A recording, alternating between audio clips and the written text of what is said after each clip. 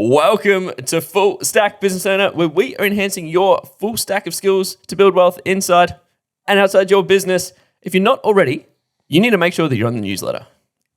Charlie sends nudes. They're the greatest things that you need to see.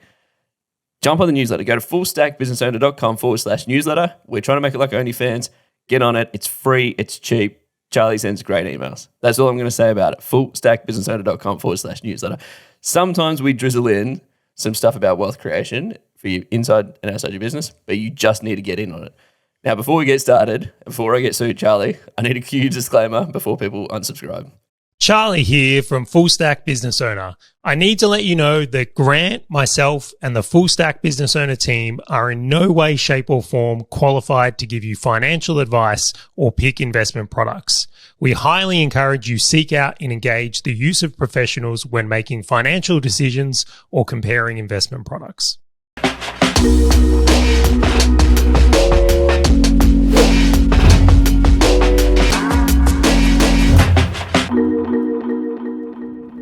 All right, Grant, thank you so much for giving the email list a good promo. I suspect we're going to get way more people actually opt in and read the newsletter now.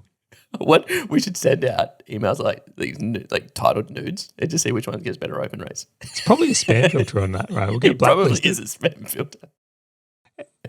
Anyway, bringing the topic of today in, we won't just spout our nonsense on this episode. I want to make it really impactful. I've had an interesting week. I've actually had an interesting week, and I don't know about yourself, Grant, but sometimes like you might have something happen to you once and you'd be like, oh, it's an anomaly. It's a little blip. You might have something happen to you twice. You go, oh, that's a coincidence, maybe a bit of serendipity.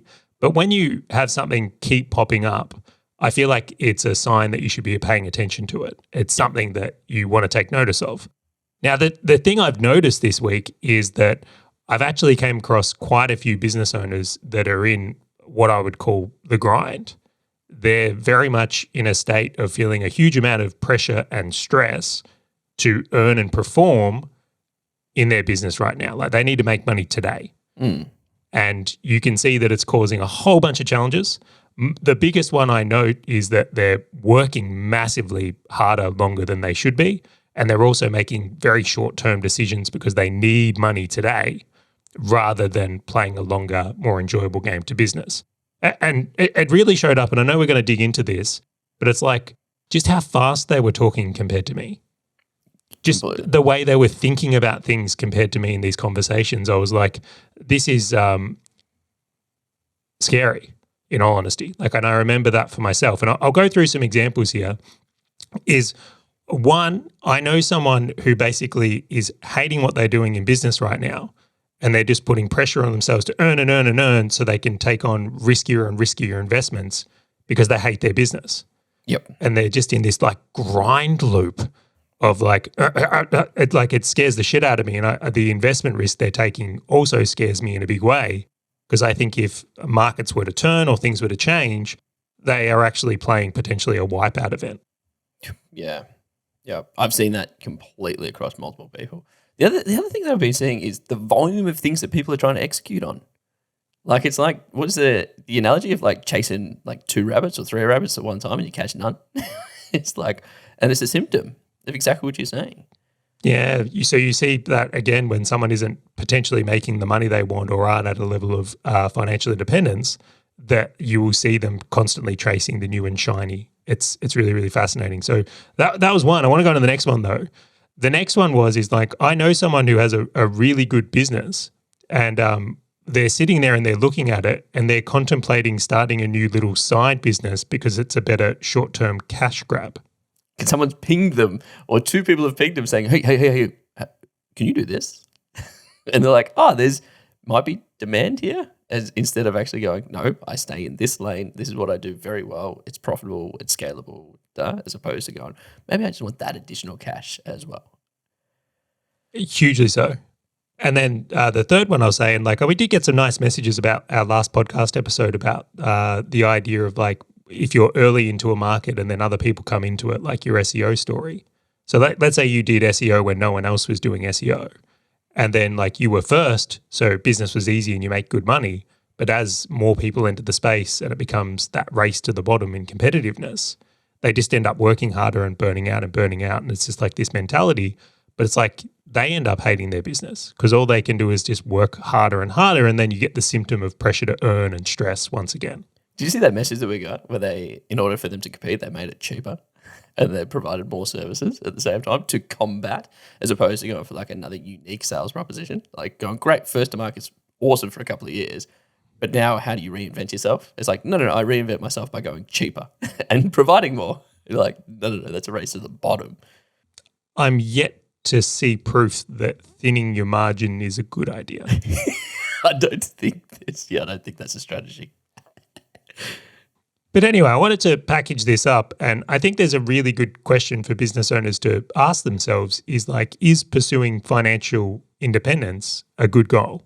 And to put frame around that, in my own life, one of the things that has made a huge impact, and we're going to dig into this, is that I can stop work today if I wanted to. I never have to work again if I don't want to.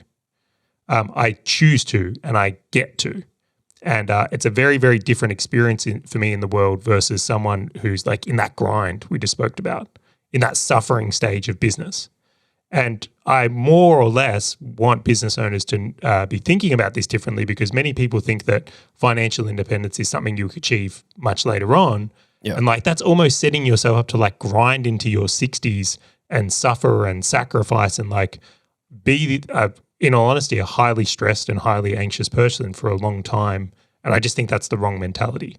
I don't like it. And I don't think it like unlocks this certain thing. Like the way that I think about it is financial independence is not like a destination. It's not like a goal. Like you'll hit it, but then you'll continue kind of keep going. Like one of my co-founders of another software company, so he's older, he's about 60 odd. He sold out of 2 other companies, became financially independent completely and utterly. And the funny thing is, he's 60. Did he go into retirement? No. He actually turned around and said, Grant, I feel more aware. I enjoy business more. And holy smokes, I should have done this a lot sooner than 60.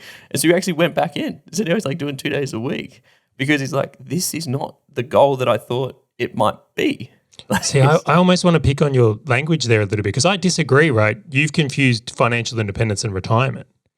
That's a valid You've made point. that the same thing. And I'm like, that's not the same thing at all. Like, just because you're financially independent doesn't mean you have to retire. But do you think that people think about it? Because the amount of business owners that I talk to that want to go for a big exit, want to have like positive cash flow that covers all of their expenses so they don't have to work, I almost think that's where people are running towards as opposed to it just being a milestone on a bigger journey. All right, you ready? I think many business owners have built crappy businesses that they want to escape from. So retirement is the goal. Do you know what's funny? If you talk to them, this is the thing, right? Have you heard this story? Just tell me, and I'm going to watch your face as I go into this. Have you ever like seen a business owner that's trying to pursue like a financial goal to retire so they can have a break and then start the business they actually want to do? Yes. It was funny. So I've got quite a few friends that are quite successful, and I always do the one scenario. It's like, imagine you sold your business for $40 million today, right? You'll travel the world and you do all these things. Like I lived overseas for 7 years. I'm like, and you'll get sick of it. Reading books on a beach only lasts so long. What do you do after 1 or 2 years of you getting bored and maybe starting a family, doing all these things? And they're like, I'll start another business. I'm like, great, wait 1 second. Do you just hire a whole heap of people to run the business for you as an investment? You just don't do any hours. And like, no, that's boring. Okay, cool. Do you do 10 hours, 20 hours, 30 hours, 40 hours? And they're like, oh, well, I want to do decent days work because I like the challenge and I like doing it. I'm like, so you got $40 million in a bank account and what you're going to do next is get back into business. And I'm like, so it's not this destination you're looking for because it's the journey, it's the challenges, it's the mental sport is what we all enjoy. The downside is that people feel like they have to do these things because of financial pressures and things like that versus it's the need to earn. I actually think this is all symptomatic of the need to earn. I think many business owners stay in bad businesses they don't enjoy, or perhaps not even pursuing like services or things they could do because they have monthly bills to pay. Mm-hmm. And because they never cross out of that path or have built enough wealth to the side of their business where their investments can cover their lifestyle, I don't think many people ever actually really get to play the game of business. Yeah. I feel like they're playing the game of business in a way where they have to earn. And I think that's a terrible way to play it. Yeah. Yeah. It's playing it not to lose versus playing it to win, or just playing to enjoy it. Exactly. And I again, it's like, well, let's go into some of these points because I think it'll unpack some of these differences from here. Go for it. So the way we've done this episode is what we're going to do is we're going to go into the different areas of life, and I'm going to talk about, and Grant, of course, is going to talk about as well, like how they've been impacted since achieving financial independence. And really, I'm trying to sell you on the idea of why you should pursue this as well, or why it could be a good idea for you as well. Let's do it, all right? Let's do it. I just want to pick out the pursue word, and what you've said is really important for people. Right? Just start pursuing. It's not just push to get there, like just pursuing. It's like key. And I don't want to pretend and say it's easy either. No. This has been really hard to get here. I'd probably do it different in hindsight, but at the same time, it's like I'm enjoying it a lot. All right, so let's just talk about business one. The business one is the first one here we're going to dig into, is like how is business different for me today versus, let's say, when I was in that area where I needed to earn. What was it like back a couple of years ago, Charlie? I think I had a like feed the machine mentality, like anything that was like, and I used to think of it like the sausage factory. So it's like if there was the ability to make money, I would say yes to things. Where today, I will say no to anything. If it's a person I don't want to work with, I'll just say no. If it's a type of work I don't want to do, I just say no. If it's going to impact my lifestyle in a way I won't enjoy, I'll just say no. Yeah. Do you also see it from a business perspective? Like if the business model is not scalable enough, if it doesn't sort of go, like if it's a business model that forces you to come into the business and operate things that you don't want to do, even though it could be a good opportunity, you'll also say no. Like there are so many more mechanisms that you're looking at, which is not just the game of profitability, which is what most business owners are probably listening to this going, oh, but it's profitable. And you're like, yeah, but I don't want to do that type of work. Like that's not enjoyable to me. Like that is not the type of business I want to operate. I'll give you some examples, right? So I actually mentor a few guys, not many, just a few guys, because I think if I mentored a lot of people, it would burn me out. It's very like high impact, not high, it is high impact, but it's like, it's very like, it would be draining work for me to get on calls every day and coach people for 8 hours a day. I think that's a very heavy work. Completely. And for the people that can do it and it suits them, best of luck to you. But for me, it isn't. Where I actually mentor a few guys because it gives me fulfillment. I love passing on the things I've learned in business and then seeing them succeed with it. Like it's awesome. It's really, really awesome. But I don't want to do that 8 hours a day, Monday to Friday. Like that would not be awesome. And yeah, and I like that I can be there for those guys, or if if they call me and they need something, I'm not so busy doing something else that I can't have that call. So it's like I get to very much choose the things I take on in business. And why I use that example is it's not scalable or leverageable or a good business model for me. I can clearly make more money in other areas, but I just found it actually makes my life better. Like I enjoy being able to have that giving back mentality in business in a way. Yeah.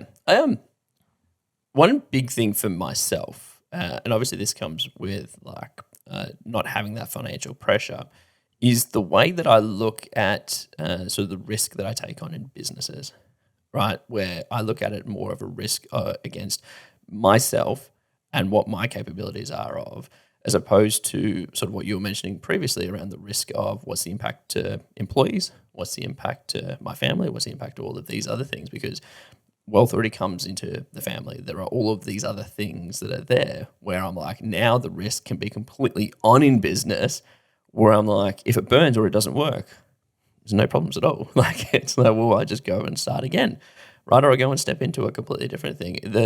The concept of being from that, I have to do this sale to pay for rent. I have to do this sale to pay for school fees. I have to do this sale from those things are covered.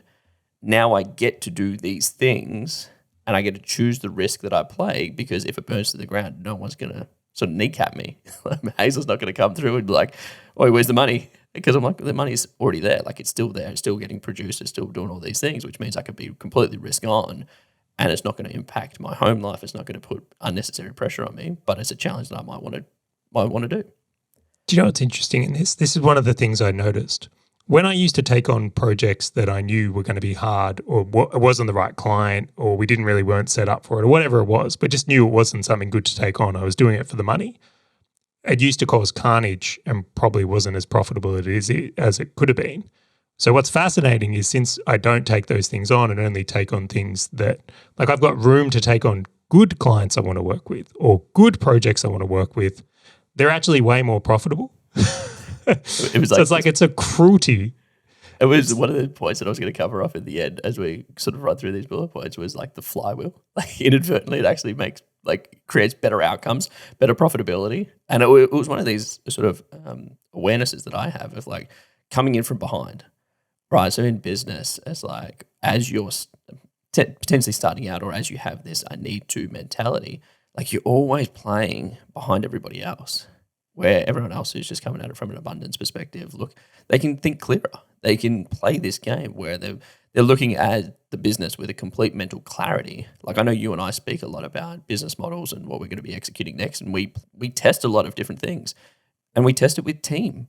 We put our own money in because we said, well, if it's not scalable outside of you and I, why would we do it, right? Because then it's just pulling us into a job.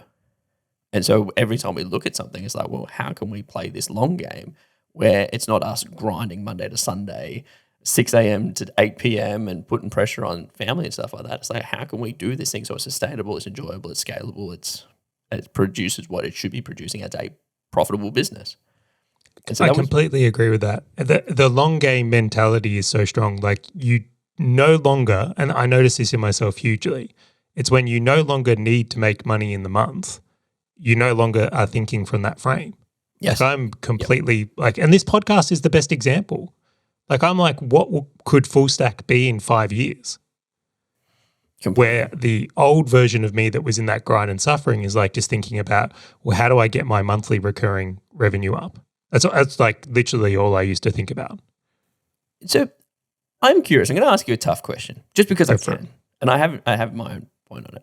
Because there'll be quite a few people listening to this going, yes, but you got to remember you're just more advanced in where you're at in business than I am now, and I need to grind and do all of these things in order to achieve some level of financial independence. So what would you say to those people? Because I feel for them, and you and I have spoken to quite a few of them, and they reach out by replying to your email.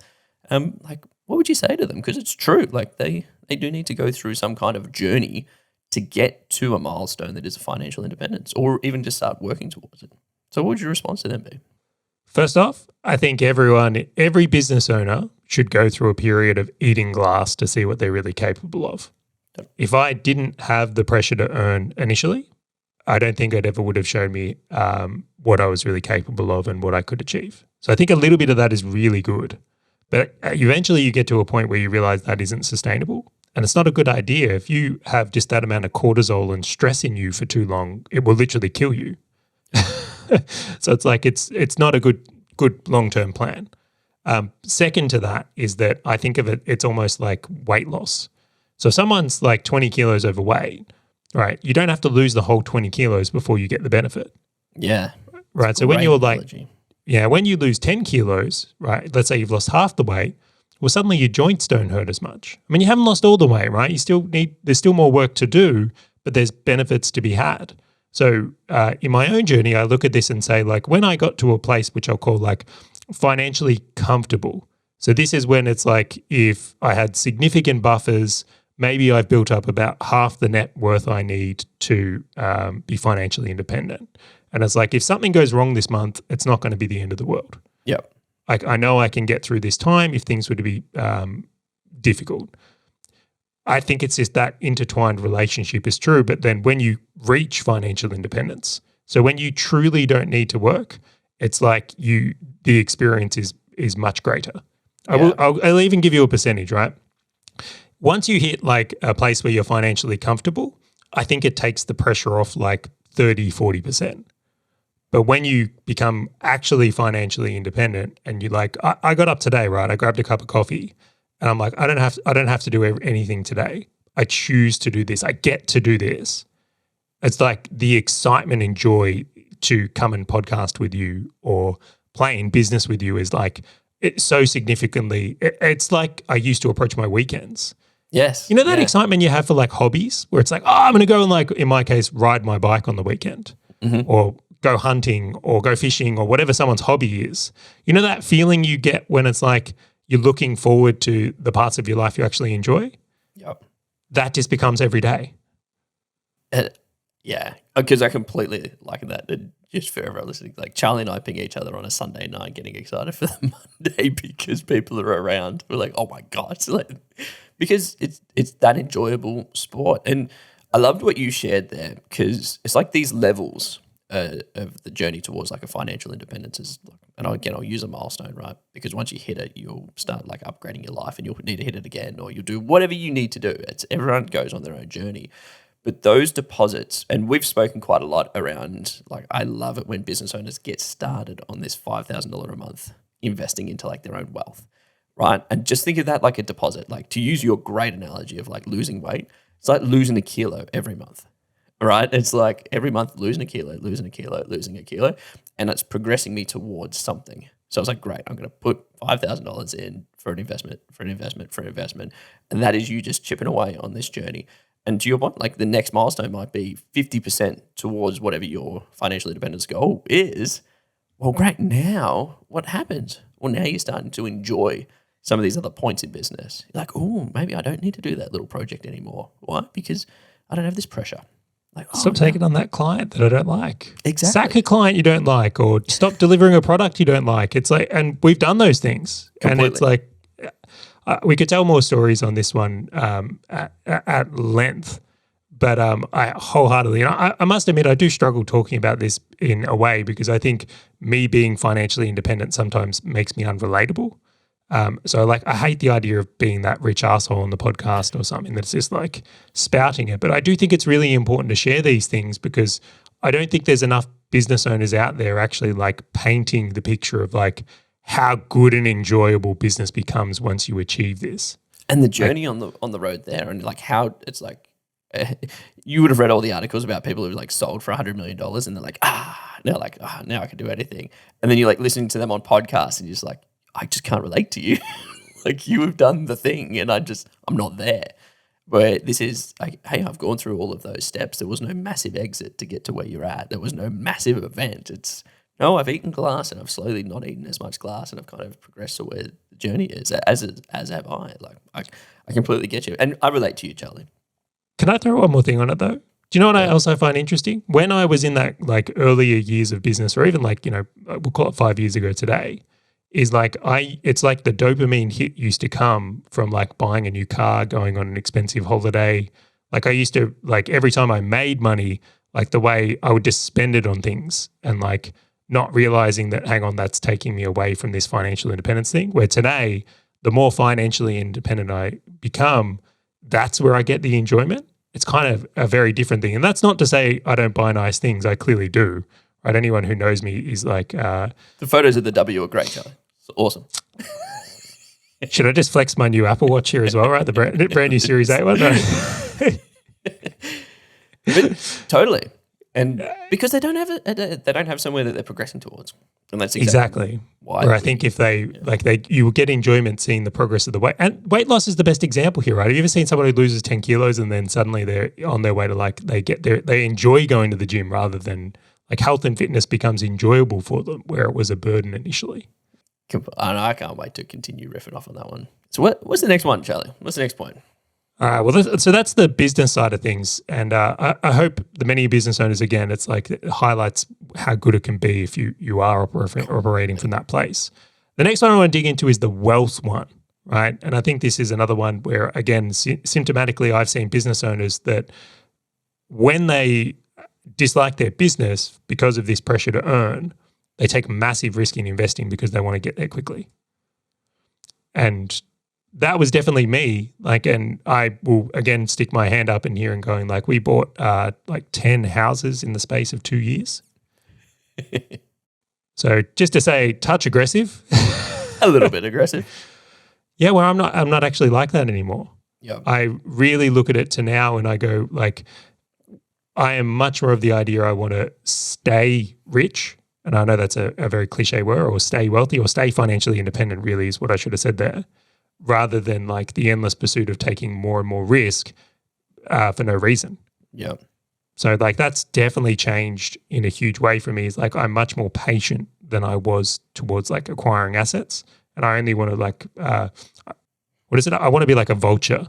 I want to be like waiting in the skies for like really good opportunities and just picking off things in the right timing, rather than this I've got to buy a property every year or 10 every 2 years type mentality.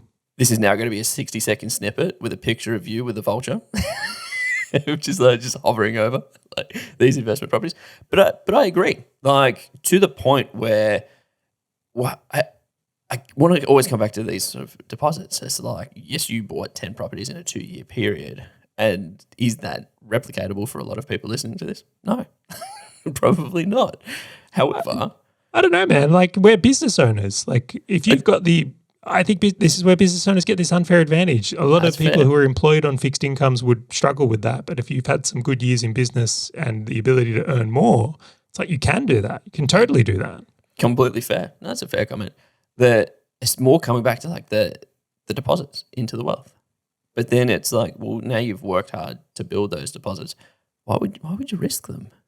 Like if you've gone hard to start chipping away at it, it's almost like and especially the way that Charlie, you and I talk about sort of the personal wealth investment side, it's pretty safe. Like we do real big risk off strategies of like decent deposits in easy sort of scalable properties that seem to have like good metrics that sit behind it.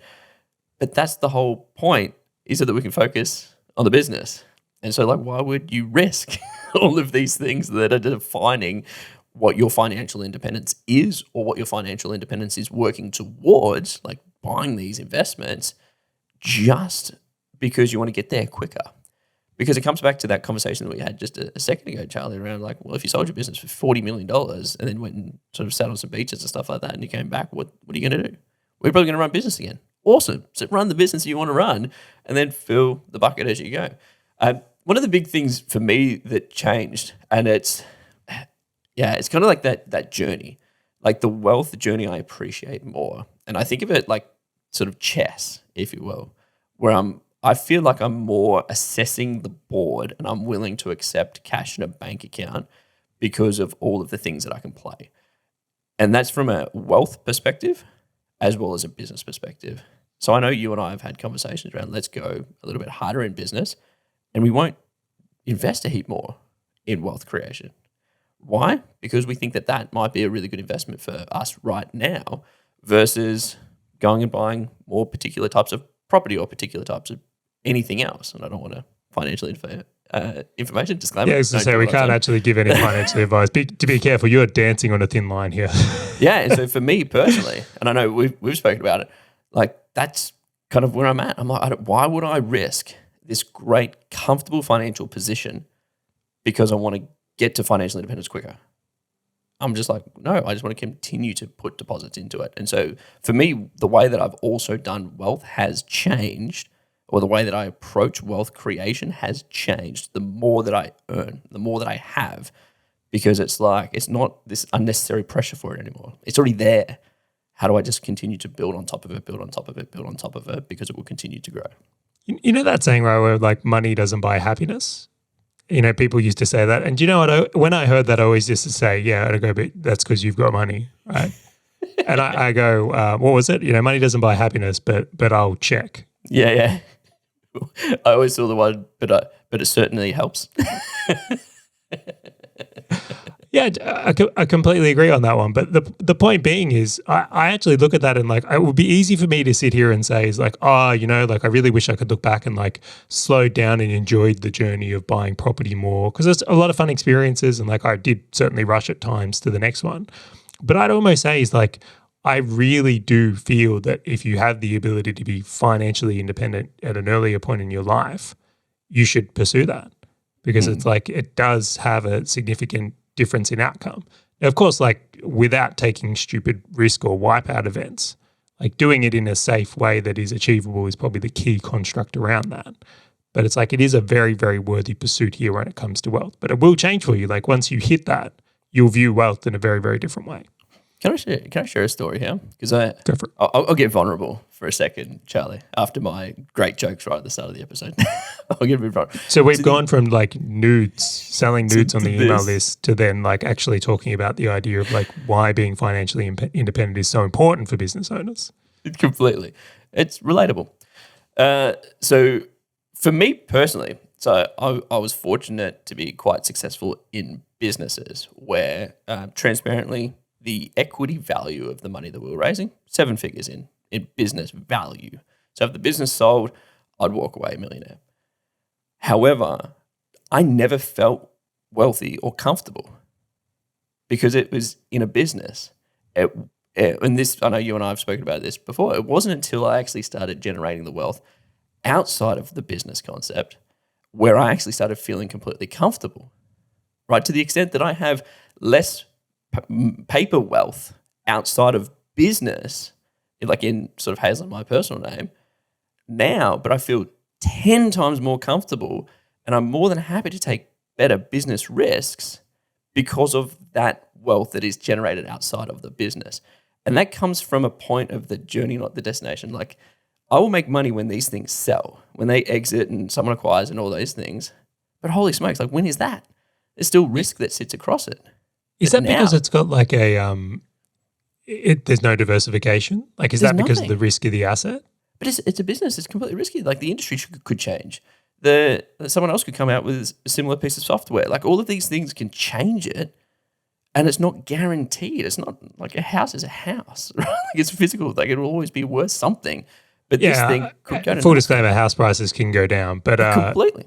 I do see what you mean there. Is like the idea that a business can go to zero carries like a massively higher risk than a house, in my opinion.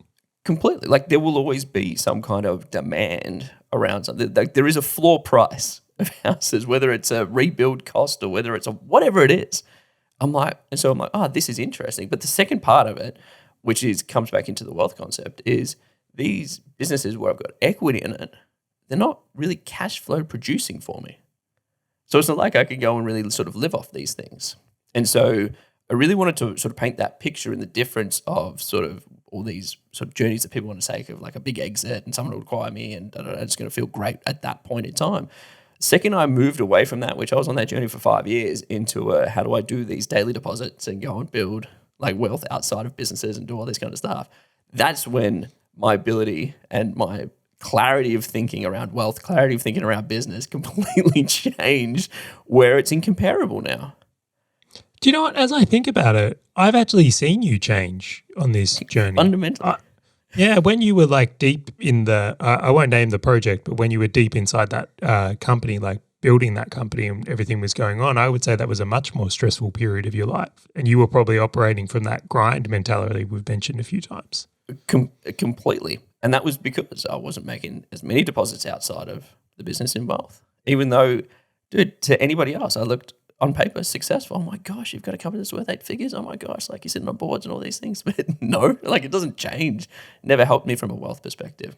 So I wanted to share that. I hope that was helpful. I think it's a very worthy share. Like if everything you have is just in your business, regardless if you're going for an exit or trying to make cash from it, like that risk will cause pressure and stress. Because I think, and I'll even go in, I think every business owner has had the fear or still has it that your business could just all end at one point. Entirely. Diversification changes it. Yeah. And when you are financially independent, so for myself right now, it's like we've got property, I've got super, I've got the business, like the chances of all three going to hell are low. Not to mention my skills and network, right? I feel the ability to earn if I needed to is always there as an emergency as well. But I want to jump into this next one, Grant, because I feel like it's a perfect segue at this point. Is like I want to talk about how I've changed personally and how people change personally once they become financially independent. So in this one here, like the day that I was like, it really hit me that I was financially independent, I think I fundamentally changed as a person. No, you did. Really you exited the matrix. You did. Yes. The best way I could describe it is like, imagine you've got a balloon that's just been like overblown up and is stretched, and someone just releases some air out of the balloon and that. That's how my brain felt. And then like, was it limitless? Like everything slows down around you, and like you start seeing the Matrix, and you're like, oh my gosh, I see this all now. It's a bunch of ones and zeros. The world is more beautiful. You notice things in a completely different way, and I see colors more vividly. I see focus more. Like, yes. And I'll go through some things that I have noticed, and again, because I think these are the things that I don't talk about. Is like I am nowhere near as stressed as I used to be. Nowhere near. If anyone's seen Charlie in the flesh, he's put on muscle and he's got minimal to 0% fat, and you are healthier now than I've probably ever seen you. Yeah, health. Definitely. Massive improvements to my health, not just from a mental perspective of stress. So like mental health, definitely like way improved, way less stress, but then physical health, massively improved as well. And I wouldn't say that's because I've necessarily changed my like workout routines or diets in such a significant way that would have that impact. I'm actually pretty convinced it's the change in like stress and business pressure and working hours and things like that. I think it was the whole way I was living in that construct. Yep. I bring it back to like, yeah, that stress piece is huge. And I'm going to completely chalk this up. But they've got, what is it, eustress and de-stress, where one of them is like where you're like freaking out about, oh my gosh, I'm going to have to do this, like the fight or flight mode. This is what I'm going to have to do. Where the other one is like a positive stress, where it's like, I'm stressed, I got to do these things, or I really want to try to achieve this, like trying to achieve a PB on a deadlift, like a personal best for those who don't know. And that's almost like the stress that I feel that you and I now feel in business. Like we put pressure on each other because we're competitive as all hell and we don't want to get one up. But that stress is actually a good stress, because it's like, well, what happens if you say, hey, I need to take a slower day? Nothing.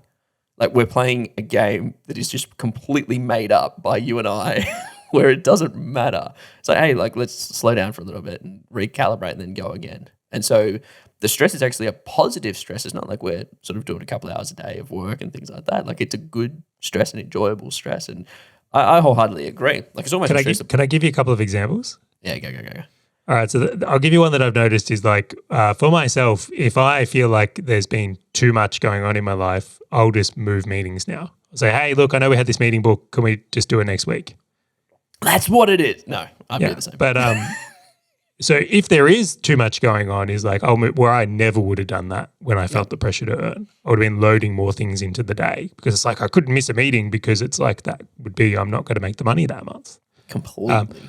The second one is like when challenges arise in business or new things, is like it used to frustrate me because I used to feel like, oh, it's just another thing I've got to do. Oh, now I've got this problem to deal with.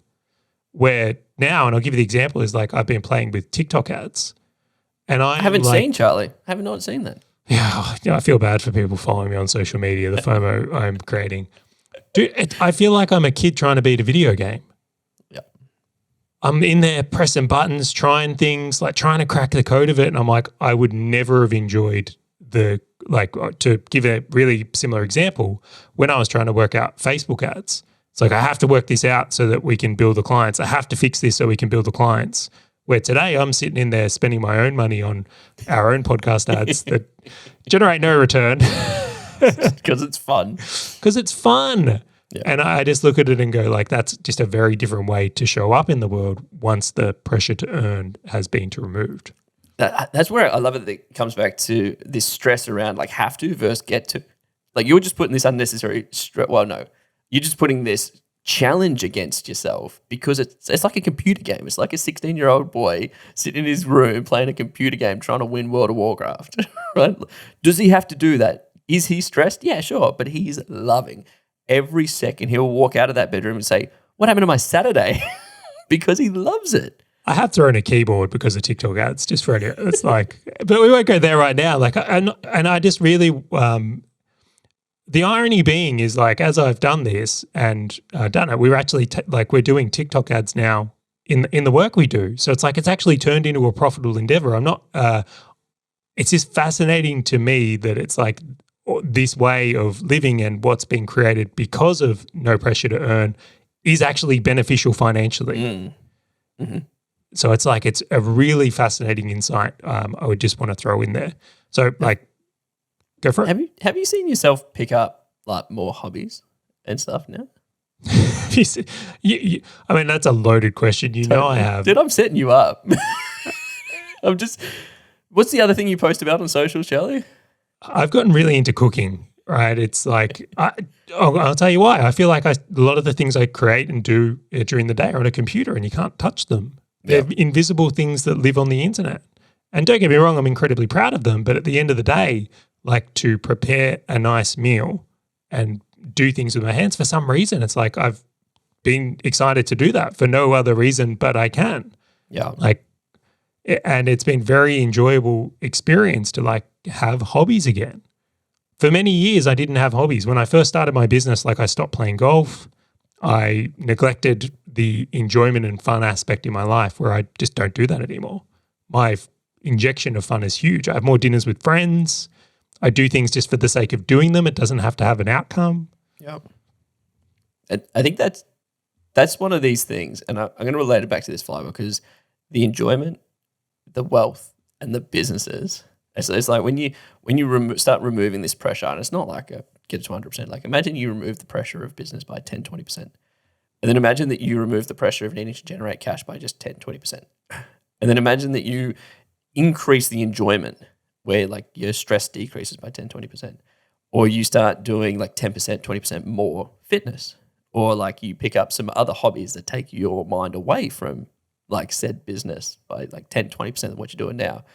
That alone has a compounding benefit, right? Because as you then turn that 20% to 30% across each one of them, do you think you're going to start making more money? Do you think your business is going to get more profitable? Do you think that you're going to enjoy yourself more? Do you think that your appearance to everybody else is just going to be better? And welcome to the greatest flywheel on the face of the planet. It's not a destination. It's not like, oh, when I get complete financial independence.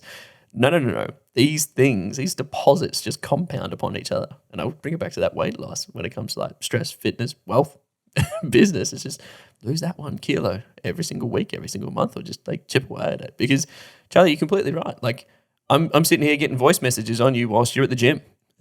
Like because you just like you enjoy mixing the enjoyment of fitness with talking to people, with networking. And previously, I guarantee you would have been glued to the computer to network with people. Yeah, even sitting on the couch in the evenings, like I wouldn't be, let's say I was on the couch with Bianca and like something's on the TV, I'm still trying to actually like convert leads or strike up conversations. Like I was that guy. I hate to admit it, but yes, I was. Like business 24/7 at a point in my life. But even the little like fitness challenges we've had, like we're doing our little kettlebell challenge now that neither of us can run anymore because our knees and hips are messed up. Yes, and I hit 200 kettlebell swings this morning. I'm proud of myself, but totally like it's this. But we have the time to challenge each other. We have the mental clarity to challenge each other. We don't have everything burning around us in the business and necessary for all this wealth to be generated in order for us just to pay for a lifestyle. Like these are the things that come with this journey to financial independence. Well, do you know what? I'll just throw in the comparison to the old version of me here before we move on to the next one. Do we upload I used to get up, pardon? Do we upload the photo? Upload what photo? Of you back in your agency days? No, I didn't think you were going to bring that up. For anyone who obviously won't have context on that comment, there's some photos of me floating around when I was in the, we'll say the mid-time of my agency, when stress and pressure was at an all-time high. And I was about 20 kilos overweight, unshaven, just looking horrible, terrible haircut.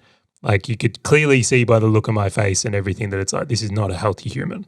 And the thing I like about that picture is you're on your phone whilst eating dinner.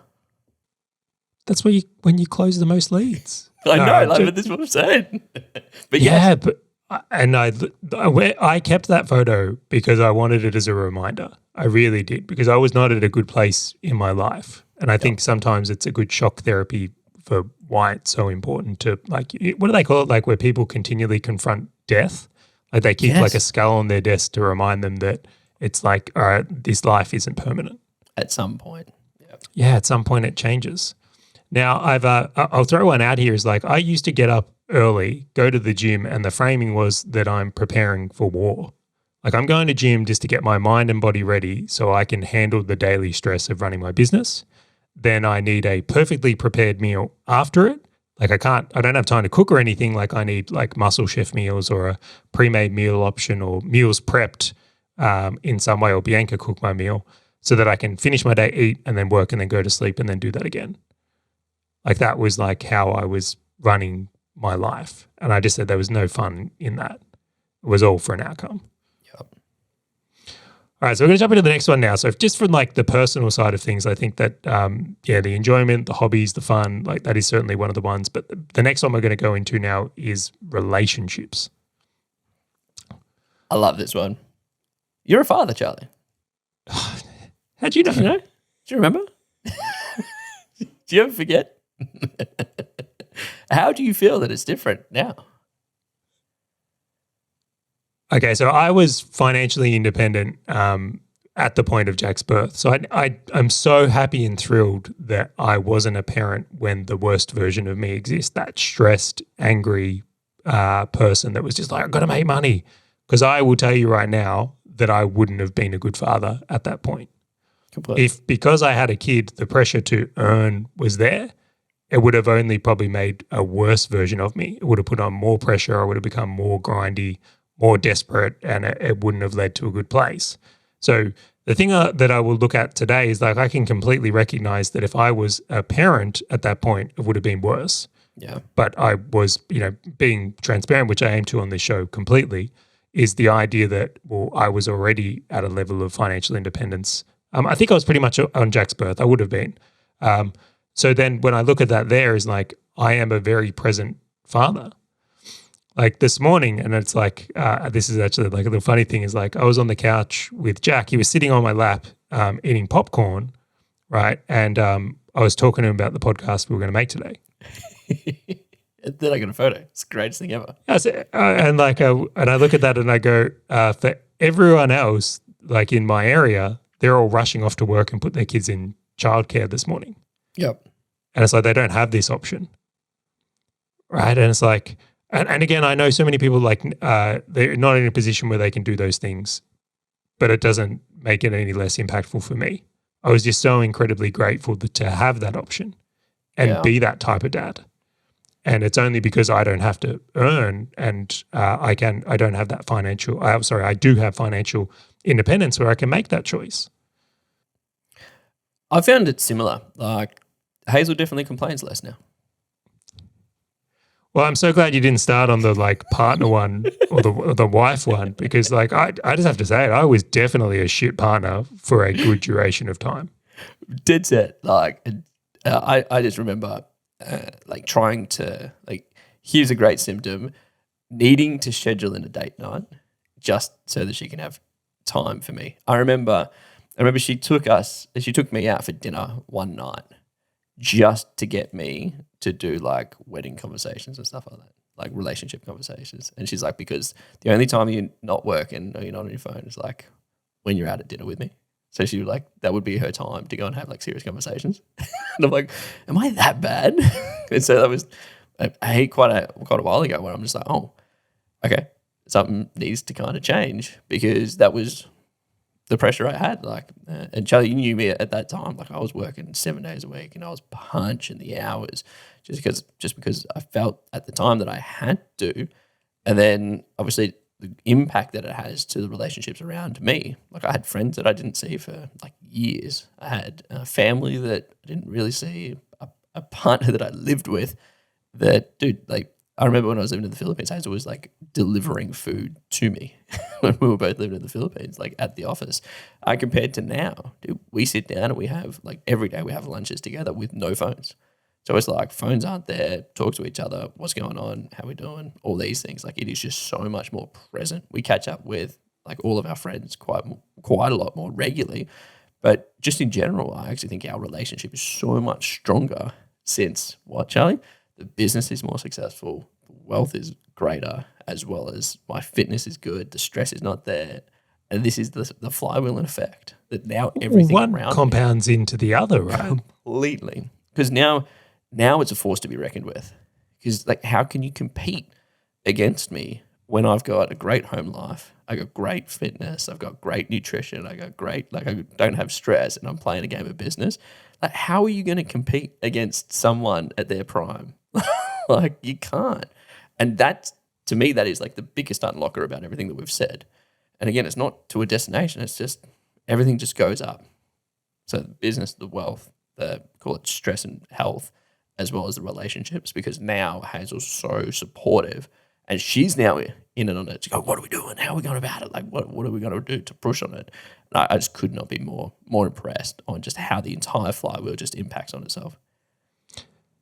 I wonder if we've done a good job of like actually selling the dream of financial independence on this podcast. I wonder if any business owner who's listened to it would actually like now be more motivated or excited by it.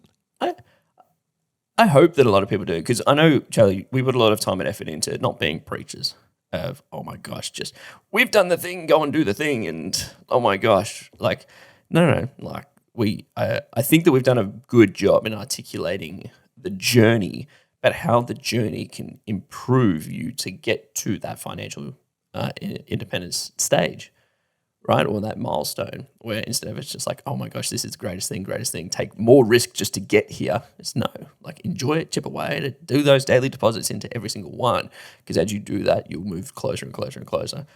And I think some of our stories were relatable, let's be fair. All right, so I want to finish this one up on a very key point, and I hope people can recognize this. It's not the money that changes things, it's what it unlocks. So it's like once you've got this financial independence piece ticked off, it's a thing that I think every business owner should cross. I think it's important. Don't put that stuff off till much later from there. But it's all these other things that it unlocks for like how good your life can become, how much more enjoyable it can become. So it's an unlocker, it's not the outcome, it's what comes from it. Yeah. All right, shall we wrap this one up? Definitely. You know what? I'm going to wrap this one up today, Charlie. So for everyone who's listening to this, just in case you missed at the start, Charlie sends nudes. Head over to fullstackbusinessowner.com/newsletter. Put your details in. Charlie sends amazing emails.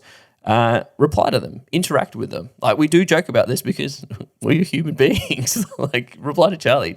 Tell him your biggest woes. Don't send him your nudes. That's not a good thing. He's a married man. He's taken. Unfortunately, just don't reply with that. Don't reply to it. Don't reply to it. But do reply to it. Do interact with it. We are here. Like, this is what we enjoy doing. So I'm more than happy to interact. But again, I just want to say thank you to everybody for tuning in, and we look forward to catching you on the next episode of Full Stack Business Owner.